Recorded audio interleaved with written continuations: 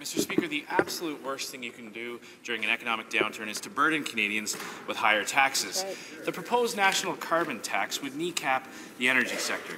Canadians out of work across the country expect the government to grow the economy, not add additional burdens. This is a terrible idea that could not come at a worse time. Higher taxes on energy will make Canadian oil even less competitive on the world stage. Is the minister trying to completely destroy the Western Canadian economy, or is he just doing it by accident? The Honourable President of the Treasury Board.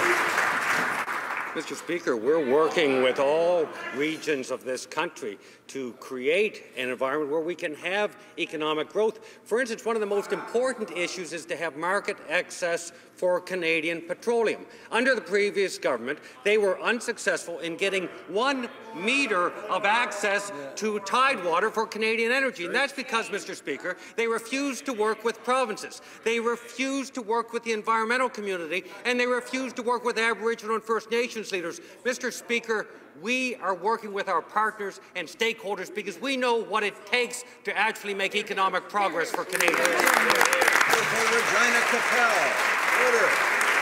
Mr. Speaker, under our watch, 4 major pipeline projects were built. The first thing they did was kill Northern Gateway. A new national carbon tax would devastate all aspects of the economy, making Canadians pay more for everything they buy, and it will drive out investment. Premier Bradwell has warned that this new tax would hurt economic growth and cost jobs across the country. Saskatchewan has indicated that they want no part of this job-killing scheme. Now, the Liberals talk about working with the provinces. Will the minister stand in this House and guarantee that Saskatchewan can opt out of this terrible idea? The Honourable President of the Treasury Board. Mr. Speaker, across Canada, individual governments have priced carbon. This has occurred for a long time, and we, unlike the previous government, we're actually doing something that seems quite unconventional by recent standards. We actually meet with premiers. We work with provincial governments, and we look forward to continuing to work with them to ensure that we have an environmentally and socially and economically sustainable energy industry here in Canada.